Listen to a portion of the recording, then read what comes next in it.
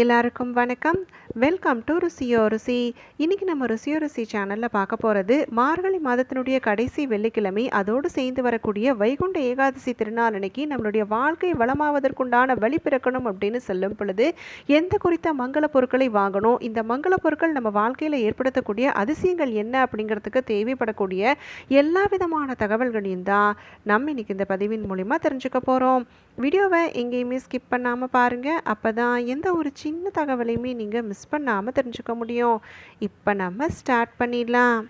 மாதங்களே மகிமைகள் நிறைந்த மாதம் அப்படின்னு சொல்லி பார்த்தா இந்த மார்கழி மாதம். மார்கழி மாதத்தில் வரக்கூடிய ஒவ்வொரு திருநாளும் பார்த்தீங்க அப்படின்னு சொன்னால் விசேஷம் பொருந்தியது. அதுலேயும் குறிப்பிட்டு வைகுண்ட ஏகாதசி அப்படின்னு சொல்லும் பொழுதே கண்டிப்பாக பரந்தாமனுடைய அருளை பரிபூர்ணமாக பெறுவதற்குண்டான முக்கிய திருநாளாக கருதப்படுது. இப்படி இந்த மகத்துவம் வாய்ந்த நன்னாள் அன்னைக்கு நம்ம ஒரு சில குறிப்பிட்ட மங்கள பொருட்களை வீடுகளுக்கு வாங்கணும் அப்படின்னு சொன்னாலே கட்டாயம் அதனால் வீட்டில் செல்வ வளம் பெருகுவதற்குண்டான அருள் கிடைக்கப்பெறும். வைகுண்ட ஏகாதசி பற்றின முழு விளக்கப்பதிவு, அதாவது எந்த குறித்த நாளன்னைக்கு நம்ம வழிபாடு மேற்கொள்ளணும், இந்த குறித்த நாளன்னைக்கு நம்ம விரதம் கடைபிடிக்கணுங்கிறதுக்கு உண்டான முழு விளக்கப்பதிவு நம்ம சேனல்ல இருக்கு. அது மட்டும் இல்லாமல் பெருமாளுக்கும் பச்சை கற்பூரத்துக்கும் இருக்கக்கூடிய தொடர்பு பற்றின ஒரு சிறு கதையும், இந்த பச்சை கற்பூரத்தை இந்த அற்புதமான வைகுண்ட ஏகாதசி திருநாளன்னைக்கு நம்ம வீடுகளில் எந்த குறிப்பிட்ட இடங்களில் வைக்கணும், இதனால எப்படி நம்ம வீட்டில் சுதந்திருக்கக்கூடிய எல்லா விதமான தரித்திர நிலையும் விலகி செல்வம் பெருகுவதற்குண்டான அருள் கிடைக்கப்பெறும் அப்படிங்கிறதுக்குண்டான இன்னொரு விளக்கமான பதிவும் இருக்கு. இரண்டு பதிவினுடைய லிங்கையுமே நான் இந்த வீடியோவோட டிஸ்கிரிப்ஷனில் அட்டாச் பண்ணுறேன். தவறாமல் பார்த்து பயன்பெறுங்க. மார்கழி மாதத்தில் பொதுவாகவே எல்லாருமே பார்த்தீங்க அப்படின்னு சொன்னால் அதிகாலை நேரத்தில் சீக்கிரமாக எழுந்து வீட்டு வாசலில் கோலம் போட்டு நல்ல வீட்டை மங்களகரமாக வைத்திருந்து இறைவனை வெளிப்படுவது அப்படிங்கிறத செய்வோம். ஏன்னா இந்த குறித்த மாதத்தில் நம்ம எந்த மாதிரியான வேண்டுதலை முன்வைத்து வெளிப்பட்டாலுமே கட்டாயம் அது நிறைவேறுவதற்குண்டான அருள் கிடைக்கப்பெறும் அப்படின்னு சொல்லி நம்பப்படுது. அப்படிப்பட்ட இந்த மார்கழி மாதத்தினுடைய கடைசி வெள்ளிக்கிழமை நாள் அப்படிங்கிறது இன்னுமே ஒரு அதிவிசேஷமான நாள். ஏன்னா நமக்கு வைகுண்ட ஏகாதசியும் சேர்ந்து வருது. வெள்ளிக்கிழமை நாள் அப்படிங்கிறது மகாலட்சுமி தாயாரை வணங்கி வழிபாடு செய்வதற்கும் பரந்தாமனை வணங்கி வழிபாடு செய்வதற்கும் ஒரு சிறப்பு வாய்ந்த நாள். அதில் நமக்கு ஏகாதசியும் வருது அப்படிங்கிறது இன்னுமே நமக்கு அதிவிசேஷமான பலன்களை பெற்றுத்தரும்.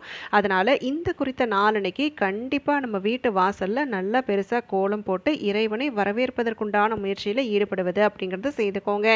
மார்கழி மாதத்தில் பெரும்பாலும் எல்லாருமே காலை நேரத்தில் சீக்கிரமாக எழுந்து குளித்து வீட்டு வாசலில் கோலம் போட்டு வீட்டு பூஜை அறையில் விளக்கேற்றுவது, ஸ்லோகங்கள் மந்திரங்கள் அனைத்தையுமே சொல்லி வெளிப்படுவது அப்படிங்கிறது செய்துட்டு தான் இருப்போம். இருந்தாலும் ஒரு சில நாட்கள் தவறியவங்க கூட இந்த மார்கழி மாதத்தினுடைய கடைசி வெள்ளிக்கிழமையோடு வரக்கூடிய வைகுண்ட ஏகாதசி திருநாளன்னைக்கு கட்டாயம் வீட்டு வாசலில் பெருசாக கோலம் போட்டு பரந்தாமணி மகாலட்சுமி தாயாரையும் வரவேற்பது அப்படிங்கிறத செய்துக்கோங்க. இதெல்லாம் செய்யும் பொழுது கட்டாயம் இந்த குறித்த நாளன்னைக்கு ஒரு சில மங்கள பொருட்களை வாங்குவது அப்படிங்கிறது ரொம்ப ரொம்ப விசேஷம். என்ன மாதிரியான பொருள் வாங்கணும் அப்படின்னு சொல்லி கேட்டிங்கன்னா, பச்சை கற்பூரம் முக்கியமான இடத்தை பிடிக்குது. அதனால் பச்சை கற்பூரத்தை கட்டாயம் வாங்குங்க. இரண்டாவது முக்கியமான மங்கள பொருள் துளசி. துளசி இலைகள் உங்கள் வீட்டில் இருக்குது, அதாவது செடி வைத்திருக்கிறீங்க, இலை இருக்குது அப்படின்னு சொன்னாலும் பறிக்கக்கூடாது. அதனால் கண்டிப்பாக நீங்கள் வெளியிடங்களில் காசு கொடுத்து துளசி இலை வாங்குவது அப்படிங்கிறத செய்யணும். வாங்கக்கூடிய துளசி இலையை வீட்டு பூஜை அறையில் பெருமாளுடைய படத்திற்கும் மகாலட்சுமி தாயாருடைய படத்திற்கும் வைத்து கோவிலுக்கு செல்லும் பொழுது கைகளையும் கொஞ்சம் துளசி இலைகளை எடுத்துகிட்டு போயிட்டு பரந்தாமனுடைய பாதங்களில் வைத்து வணங்குவது அப்படிங்கிறத செய்யணும். சொர்க்கவாசல் திறப்புக்காக நீங்கள் காலை நேரத்திலே புறப்படுறீங்க அப்படின்னு சொன்னாக்க முந்தைய நாள் கூட வாங்கிக்கோங்க. ஆனாலும் கண்டிப்பாக இந்த துளசி இலைகள் வைகுண்ட ஏகாதசி திருநாள் அன்னைக்கு வாங்குவது அப்படிங்கிறது ரொம்ப ரொம்ப சிறப்பு. சரி, இப்போ அடுத்ததாக மூன்றாவது முக்கியமான மங்கள பொருள், அதுதான் வெல்லம். வெல்லம் பொதுவாகவே வெள்ளிக்கிழமை நாட்களில் வாங்குவது அப்படிங்கிறது ரொம்ப ரொம்ப சிறப்பானதாக கருதப்படுது. ஏன்னா வெல்லம் அப்படின்னு சொல்லும் பொழுதே அதில் மகாலட்சுமி தாயார் உறைந்திருப்பதாகவும் சொல்லப்படுது. அப்படிப்பட்ட வெல்லத்தை நம்ம வாங்கி நம்ம வீட்டு பூஜை அறையில் வைத்து வணங்கணும் அப்படின்னு சொன்னாலே கட்டாயம் வாழ்க்கை செழிப்படுவதற்குண்டான அருள் கிடைக்கப்பெறும். வாங்கக்கூடிய வெல்லத்தை நீங்கள் அப்படியே பூஜை அறையில் வைத்து வணங்கினாலும் சரி, இல்லை அதை வைத்து ஏதாவது ஒரு சில நெய்வேத்தியங்கள், அதாவது நீங்கள் பொங்கல் வைத்தாலும் சரி, சர்க்கரை பொங்கல் வைத்தாலும் சரி, இல்லை வெல்லம் பயன்படுத்தி ஏதாவது ஒரு இனிப்பு வகை செய்தாலும் சரி, கண்டிப்பாக வீட்டு பூஜை அறையில் அன்றைய தினம் வெல்லம் இடம்பெறும். அதை நீங்கள் அன்றைய தினம் வாங்கி பயன்படுத்துவது அப்படிங்கிறது ரொம்ப ரொம்ப சிறப்பு. அதனால் கட்டாயம் வெல்லம் வாங்குவது அப்படிங்கிறத செய்துக்கோங்க. மூன்றாவது முக்கியமான பொருள் அதுதான் கல்லுப்பு. கல்லுப்பை பொதுவாகவே வெள்ளிக்கிழமை நாட்களில் வரக்கூடிய சுக்கிரஹோரை நேரத்தில் வாங்குவது அப்படிங்கிறத செய்வோம். சகல விதமான ஐஸ்வர்யங்கள் விஷயங்களும் ஒருவருக்கு பெருகணும் அப்படின்னு சொல்லும் பொழுது வெள்ளிக்கிழமையில் கல்லுப்பை வாங்கி மாலை நேரத்தில் கல்லுப்பு தீபம் ஏற்றி வெளிப்பட்டாலே கட்டாயம் இருக்கக்கூடிய எல்லா விதமான செல்வத்தடைகளும் விலகும், செல்வம் பெருகுவதற்குண்டான அருள் கிடைக்கப்பெறும். அப்படிப்பட்ட அதிசக்தி வாய்ந்த கல்லுப்பை கண்டிப்பாக வாங்குங்க. வாங்கி நான் சொன்ன முறையில் பயன்படுத்துங்க. அடுத்ததாக 5வது முக்கியமான பொருள், இதுவும் பெருமாளுக்கு உகந்த ஒன்று. அதே சமயத்தில் நம்ம வீட்டில் ஏற்படக்கூடிய எல்லா விதமான அன்னதோஷங்களையும் விரட்டக்கூடிய ஆற்றல் வாய்ந்த பொருள், அதுதான் பச்சரிசி. பச்சரிசியை வாங்கிட்டு அந்த பச்சரிசியை கண்டிப்பாக நீங்கள் வீட்டு பூஜை அறையில் ஒரு கிண்ணத்தில் வைப்பது அப்படிங்கிறத செய்யணும். தொடர்ந்து நம்ம வீட்டு சமையல் அறையில் அன்னபூர்ணி தாயாருடைய விக்கிரகம் வைத்திருக்கக்கூடியவங்க அந்த விக்கிரகத்துக்கு அடியில் வைத்திருக்கக்கூடிய பச்சரிசியை மாற்றுவது அப்படிங்கிறத செய்யணும். பழைய பச்சரிசி எடுத்து நீங்கள் வச்சுட்டு புது பச்சரிசியை நீங்கள் பரப்பி அதுக்கு மேலே அன்னபூர்ணி தாயார்னு எழுந்தருளை செய்வது அப்படிங்கிறத செய்துக்கோங்க.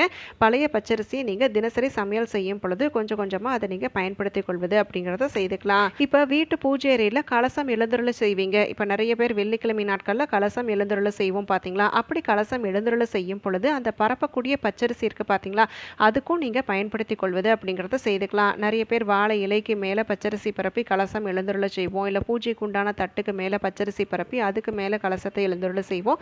எப்படி செய்தாலுமே அதுக்கு நீங்கள் பச்சரிசியை பயன்படுத்துவீங்க. அதை நீங்கள் வாங்கக்கூடிய பச்சரிசியை பயன்படுத்தி கொள்வது அப்படிங்கிறத செய்துக்கலாம்.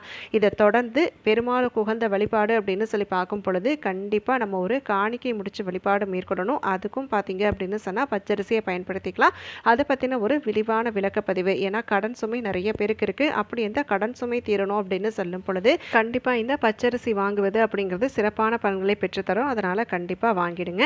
நான் இதை வைத்து என்ன மாதிரியான பரிகாரங்கள் செய்யணும், அதாவது எந்த மாதிரியான கடன் நீங்கள் வாங்கி அவதிப்பட்டாலுமே அந்த கடன்லேருந்து மீண்டு வரணும் அப்படின்னு சொல்லும் பொழுது அற்புதம் பொருந்திய நன்னாளாம் இந்த மார்கழி கடைசி வெள்ளிக்கிழமையோடு வரக்கூடிய வைகுண்ட ஏகாதசி திருநாள் அன்னைக்கு செய்ய வேண்டிய பரிகாரத்தை பற்றின முழு விளக்கப்பதிவு கூடிய விரைவு நம்ம சேனலில் வரும். தொடர்ந்து அதையும் பாருங்கள். கட்டாயம் கடன் சுமை தீர்வதற்குண்டான விடுவு காலம் நிச்சயமாக இந்த மார்கழி கடைவெள்ளியோடு வரக்கூடிய வைகுண்ட ஏகாதசி நாளன்னைக்கு பிறக்கும். அதனால் வாய்ப்பை தவற விட வேண்டாம்.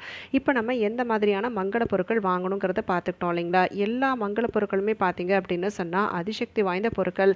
இந்த பொருட்களை நம்ம வாங்காத நாட்களே இருக்க முடியாது. எல்லாமே தேவைக்கு ஏற்றாற் போல் அப்பப்போ வாங்கியிருப்போம். துளசி இலை கூட நம்ம சனிக்கிழமை நாட்களில் இல்லை ஏதாவது ஒரு சில முக்கியமான விசேஷங்களின் பொழுது வாங்கி பயன்படுத்தியிருப்போம். அப்படிப்பட்ட அந்த துளசி இலைகள், இந்த மாதிரியான மங்கள பொருட்கள், இது அனைத்துமே அற்புத சேர்க்கை வரக்கூடிய நாள், அதாவது வெள்ளிக்கிழமையோடு வரக்கூடிய வைகுண்ட ஏகாதசி அப்படிங்கிறது அபாரமான ஆற்றலை வெளிப்படுத்தக்கூடிய நாள். அப்படிங்கிறதால கண்டிப்பாக இந்த மங்கள பொருட்களை இந்த குறித்த நாளன்னைக்கு வாங்குவது அப்படிங்கிறது நமக்கு கூடுதலான பலன்களை பெற்றுத்தரும். அப்படிங்கிறதால தான் குறிப்பிட்டு இந்த பொருட்கள் அனைத்தையுமே சொல்லியிருக்கிறேன். அதே போல் மங்கள பொருளை வாங்கிட்டா மட்டும் போருமா அப்படின்னு கேட்டால் கண்டிப்பாக கிடையாதுங்க. வாங்கக்கூடிய மங்கள பொருட்களை அன்றைய தினம் பயன்படுத்துவது அப்படிங்கிறதும் செய்யணும். பச்சை கற்பூரத்தை அந்தந்த இடங்களில் வைப்பது, பச்சை கற்பூரத்தை பயன்படுத்தி தீபம் ஏற்றுவது, இந்த மாதிரி விஷயங்கள் செய்துக்கலாம். துளசி இலைகளை நீங்கள் சுவாமி படங்களுக்கு அணிவிப்பது, கோவிலுக்கு எடுத்து செல்வது, இந்த மாதிரி வாங்கக்கூடிய மங்கள பொருட்களை அந்த தேவைக்கு ஏற்றாற் போல் அன்றைய தினம் பயன்படுத்துவது அப்படிங்கிறதையும் கட்டாயம் செய்யணும். இப்போ வெளிநாடுகளில் வாழக்கூடியவங்களுக்கு எல்லா பொருட்களையுமே வாங்குவது அப்படிங்கிறது சாத்தியப்படாது இல்லைங்களா? இப்போ துளசி இலைகள் அப்படின்னு சொல்லும் பொழுது ஒரு சிலருக்கு கிடைக்கும், ஒரு சிலருக்கு கிடைக்காம இருக்கும். கிடைக்கல அப்படிங்கிறதுக்காக வருத்தப்பட வேண்டாம். எந்த பொருள் கிடைக்குதோ அதை நீங்கள் வாங்கி முறையாக நான் சொன்ன திருநாமங்கள் அனைத்தையுமே, நான் முந்தைய பதிவுகளில் எல்லா திருநாமங்களையுமே சொல்லியிருப்பேன். எந்த குறிப்பிட்ட மந்திரங்களும் நம்ம சொல்லணுங்கிறதையும் சொல்லியிருப்பேன். அந்த மாதிரி மந்திரங்கள் அனைத்தையுமே உபதேசித்து பெருமானுடைய அருளை பரிபூர்ணமாக பெறுவதற்குண்டான முயற்சியில் ஈடுபட்டாலே போதும்.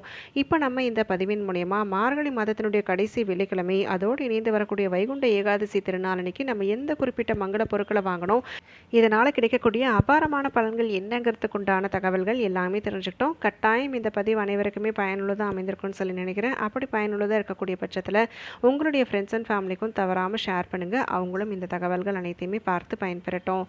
நாளைக்கு மறுபடியும் ஒரு பயனுள்ள பதிவோடு உங்களை நான் சந்திக்கிறேன். நன்றி.